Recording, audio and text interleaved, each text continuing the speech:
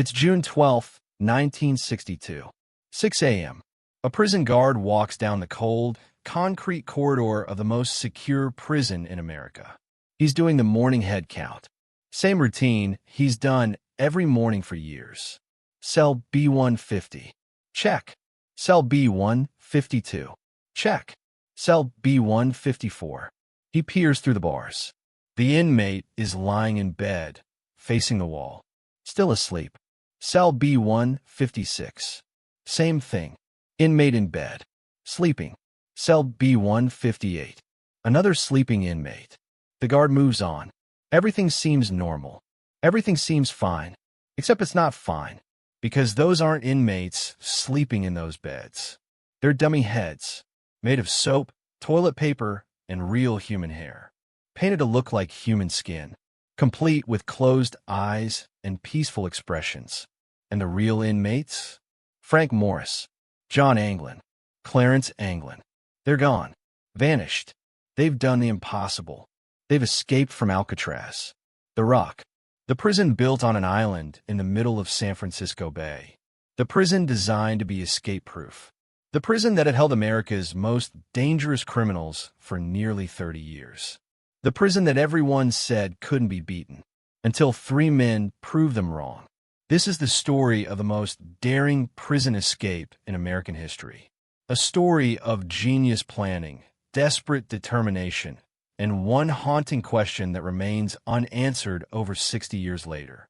Did Frank Morris and the Anglin brothers make it? Did they survive the freezing waters of San Francisco Bay and disappear into freedom? Or did they drown in those dark, frigid currents, their bodies swept out to the Pacific Ocean, never to be found? Let's find out. Before we talk about the escape, we need to understand Alcatraz. Because this wasn't just any prison. This was the prison. Alcatraz Island sits in the middle of San Francisco Bay, about 1.5 miles from the mainland, surrounded by freezing water, brutal currents, sharks. It's a natural fortress, the perfect place for a prison. And in 1934, that's exactly what it became. Alcatraz Federal Penitentiary, the maximum security prison designed to hold America's most dangerous, most violent, most escape-prone criminals. Al Capone was sent there. George Machine Gun Kelly, Robert Stroud, the famous Birdman of Alcatraz. These weren't petty criminals. These were men who had terrorized the country, men who had escaped from other prisons, men who needed to be locked away somewhere they could never get out. And for nearly 30 years, Alcatraz lived up to its reputation. Nobody escaped. Sure, people tried. 36 men attempted to escape over the years. Most were caught immediately. Some were shot and killed. 2 men disappeared in 1937 and were presumed drowned. But nobody ever successfully escaped from Alcatraz. Until June 11th, 1962. That's when 3 men changed everything. Franklin Morris was born on September 1st, 1926, in Washington, D.C. He was orphaned at age 11 and bounced between foster homes throughout his childhood. By age 13, he had his first criminal conviction. By age 16, he made his first escape from a juvenile detention center. Frank wasn't like other criminals. He was smart, really smart. His IQ was measured at 133. That put him in the top 2% of the population. Genius level. And he used that genius to become a master escape artist. Throughout his criminal career, Frank escaped from multiple prisons. Florida, Louisiana. He had a gift for finding weaknesses in security systems, for noticing things other people didn't notice, for planning escapes down to the smallest detail. His crimes were mostly burglaries and bank robberies. Nothing violent, but his repeated escapes made him a problem that needed to be contained. So in January 1960, Frank Morris was sent to Alcatraz, the one prison he supposedly couldn't escape from. But Frank had other plans. John and Clarence Anglin were born into a family of 14 children in rural Georgia. Their parents were poor farmers who struggled to feed all those mouths. The boys learned early on that if they wanted something, they'd have to take it. They became thieves. Small time at first, breaking into stores, stealing cars. But as they got older, their crimes escalated. Bank robbery. That's what eventually got them caught. Like Frank Morris, the Anglin brothers had a history of escape attempts. They tried to break out of jails in Alabama, Florida, and Georgia. They weren't geniuses like Frank, but they were determined, stubborn, the kind of men who didn't give up easily. In 1960, John Anglin was transferred to Alcatraz. His brother Clarence followed in early 1961.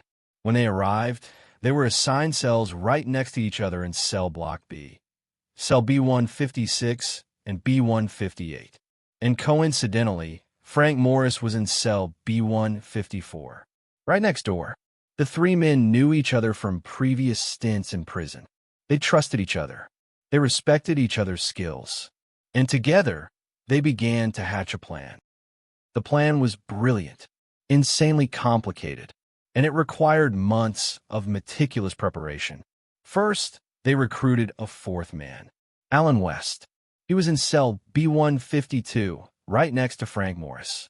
West had been convicted of car theft and had his own history of escape attempts. He was in. The four men began gathering intelligence. They studied the prison layout. They observed the guards' routines. They looked for weaknesses, and they found one. Behind the cells in cell block B was a utility corridor. It was about 3 feet wide and ran the entire length of the cell block. Inmates weren't supposed to be able to access it, but the men noticed something. The air vents at the back of their cells, the ones that provided ventilation, were held in place by old, deteriorating concrete. If they could dig through that concrete, they could remove the vent covers and crawl into the utility corridor. From there, they could reach the roof of the cell block. And from the roof, they could climb down to the ground and make their way to the water. But digging through concrete wasn't easy. They needed tools, so they improvised. They sharpened spoons stolen from the dining hall. They fashioned a drill from a stolen vacuum cleaner motor. They worked slowly, carefully, night after night, digging through the concrete around their vent covers. To hide the noise, Wes played his accordion in his cell every evening. The music masked the sound of scraping and digging. And to hide the holes they were creating, they made fake vent covers out of cardboard and paint. From a distance, the fake vents looked identical to the real ones. This went on for 6 months. 6 months of careful, patient work. 6 months of not getting caught. And while they were digging, they were also preparing for the water crossing. Getting out of the prison was only half the problem. The other half was getting off the island. Alcatraz is surrounded by water. Cold water. The temperature of San Francisco Bay averages around 50 to 55 degrees Fahrenheit. In those temperatures, hypothermia sets in quickly. Even strong swimmers can only last about 20 minutes before their bodies shut down. And the currents. The tides in San Francisco Bay are brutal. They can pull a person miles off course, sweep them out to the Pacific Ocean, drown them before they even realize what's happening. The men knew they needed something to help them float, something to keep them warm, something to get them across that 1.5 miles of water to the mainland. So they built a raft. Over the course of several months, the inmates stole over 50 raincoats from the prison laundry and other areas. Raincoats were made of thick, waterproof rubber, perfect for making a raft. Using a stolen sewing kit and contact cement they'd acquired through prison work assignments, they stitched and glued the raincoats together. They created a raft about 6 feet by 14 feet, big enough to hold 3 men. They also made life vests, inflatable vests that would help them stay afloat. They tested the raft in secret, made adjustments, made sure it would actually float. And while they were building the raft, they were also working on their masterpiece, the thing that would buy them time after they escaped, the dummy heads. The guards at Alcatraz did head counts throughout the night. 10 p.m. midnight, 3 a.m., 5 a.m., and finally 6 a.m. when the inmates were woken up for breakfast. The men knew that if they were going to escape at night, They needed the guards to think they were still in their cells during those head counts. So they created decoys. Using toilet paper, soap, and concrete powder mixed with water, they sculpted heads. Life-sized heads that looked eerily realistic. They painted them with flesh tone paint stolen from the prison art supplies. They added details. Eyebrows, closed eyes, even wrinkles and imperfections to make them look more real. And the final touch? Real human hair. They collected hair from the prison barber shop and glued it onto the dummy heads. The result was shockingly lifelike. In the dim light of a prison cell, with the dummy head lying on a pillow facing the wall, it looked exactly like a sleeping inmate. They even gave the dummies a test run. They placed them in their beds one night and watched as the guards walked by during the midnight count. The guards looked. They nodded. They moved on. Perfect. By early June 1962, everything was ready. The holes were dug. The raft was built. The dummies were complete. It was time. June 11th, 1962. Around 9:30 p.m., the men made their move. They placed the dummy heads in their beds, arranged to look like they were sleeping. They climbed through the holes they dug in the back of their cells and entered the utility corridor. But there was a problem. Alan West couldn't get through his hole. He'd used cement to reinforce the concrete around his vent, and it had hardened too much. He tried to widen the hole, but it was taking too long. The others couldn't wait. If they delayed, they'd miss the tide. So Frank Morris and the Anglin brothers left West behind. They climbed up the utility corridor, using pipes as a makeshift ladder, and reached the roof of the cell block. From there, they climbed through a large ventilation shaft onto the roof of the building. Guards later reported hearing a loud noise around that time, something that sounded like metal clanging or a vent cover being removed. But they didn't investigate. Big mistake. Once on the roof, the men climbed down a 50-foot drain pipe to the ground. They cut through two 12-foot barbed wire fences, and they made their way to the northeast shore of the island, where they inflated their raft and life vests. At approximately 11:30 p.m., Frank Morris, John Anglin, and Clarence Anglin pushed off from the shore of Alcatraz Island and paddled into the freezing, dark waters of San Francisco Bay. They were never seen again, at least not officially. The next morning, June 12th, at 6 a.m., the guard made his rounds. He checked the cells, saw the inmates sleeping, everything normal. But then, something didn't feel right. One of the guards decided to double-check. He approached cell B154, Frank Morris's cell. He touched the head lying on the pillow.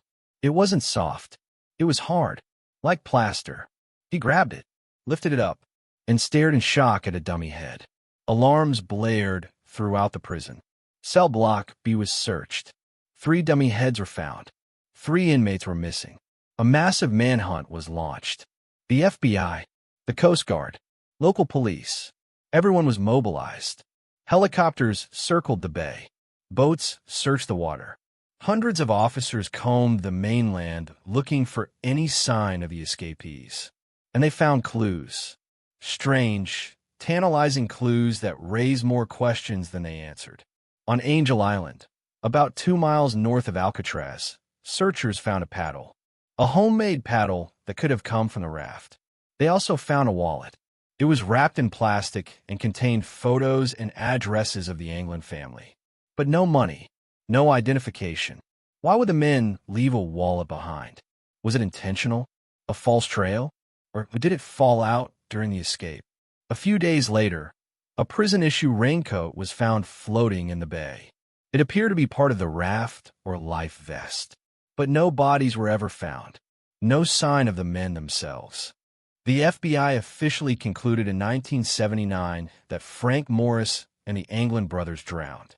They based this conclusion on the temperature of the water, the strength of the currents, and the fact that no credible sightings of the men were ever confirmed.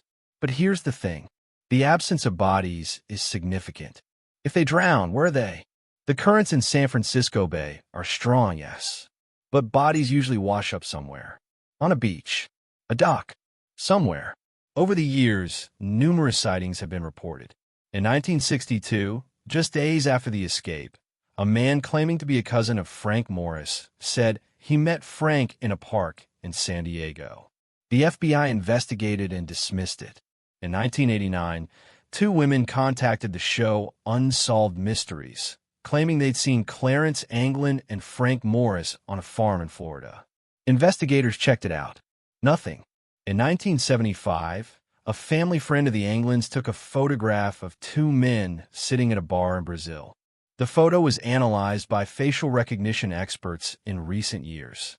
5 independent companies concluded the photo showed a strong match for John Anglin and a close match for Clarence. Could they have made it to Brazil? It sounds far-fetched, but the Anglin family insists it's possible. They say John and Clarence were excellent swimmers, that they'd grown up swimming in rivers and lakes in Georgia, that they could have survived the crossing. And there's more. In 2018, the FBI received a letter. It was allegedly written by John Anglin. The letter read, "My name is John Anglin.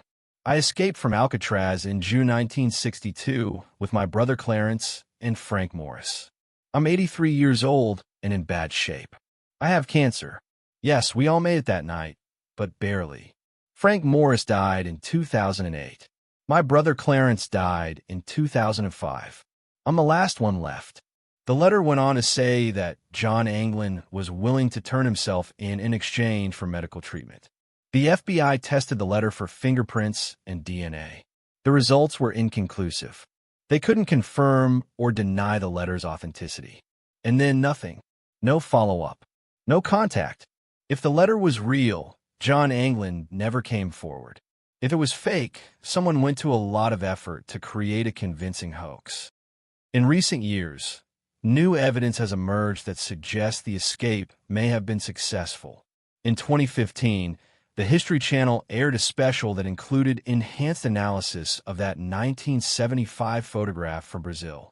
Experts using modern facial recognition software concluded there was a high probability the men in the photo were John and Clarence Anglin. In 2022, the Discovery Channel show Expedition Unknown attempted to recreate the escape using the same methods and materials the inmates used. They built a raft from raincoats. They launched from the same spot on Alcatraz, and they successfully made it across the bay to a point near the Golden Gate Bridge. In 2025, YouTube creator Mark Rober did the same thing. He and his team built a raft using period-accurate materials and launched from Alcatraz. They made it across. Successfully. Both experiments proved one thing. The escape was possible. The currents, the cold water, the distance, none of it was insurmountable. If the men timed the tides correctly, if they were strong swimmers, if they had a little bit of luck, they could have made it. And here's another interesting detail. On the night of the escape, a local police officer reported seeing a boat near Alcatraz Island. The boat appeared to be heading toward the Golden Gate Bridge. The FBI investigated and dismissed the report. But what if it wasn't dismissed? What if someone was waiting for them? An accomplice? A friend? What if the escape was even more elaborate than anyone realized? Here's the most important thing you need to know. The case is still open. The FBI closed its investigation in 1979, but the U.S. Marshals Service never did. To this day, Frank Morris, John Anglin, and Clarence Anglin remain on the U.S. Marshals wanted list. In 2022, the Marshals released age-progressed images of what the men would look like today. Frank Morris would be 98 years old. John Anglin would be 92. Clarence would be 91. The Marshals say they receive tips regularly. Most are dead ends, but some are credible enough to investigate. They're not giving up. They believe there's a possibility, however small, that at least one of the men is still alive. And the Anglin family? They've never stopped believing. Nephews and nieces of John and Clarence have spent decades investigating. They've traveled to Brazil. They've interviewed people who claim to have seen the brothers. They've collected evidence. They've written books. David Widner, a nephew of the Anglins, has been vocal about his belief that his uncles survived. He says the family received mysterious roses every year after the escape. He says two men showed up at his grandfather's funeral in 1989, wept over the body, and left without identifying themselves. Were they John and Clarence? Nobody knows, but the family believes. On the night of June 11th, 1962, three men did the impossible. They escaped from Alcatraz, the prison that was supposed to be escape-proof. The prison that had held America's most dangerous criminals for nearly 3 decades. The prison that had defeated 33 other escape attempts. Frank Morris, John Anglin, and Clarence Anglin beat the system. They planned, they prepared, they executed, and they disappeared into the night. But here's the question we still can't answer. Did they make it? Did they survive the freezing waters of San Francisco Bay, reach the mainland, and vanish into new lives? Did they make it to Brazil and live out their days as free men?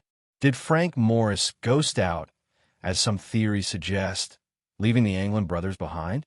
Or did they drown in those dark, frigid currents, their bodies swept out to sea, never to be recovered?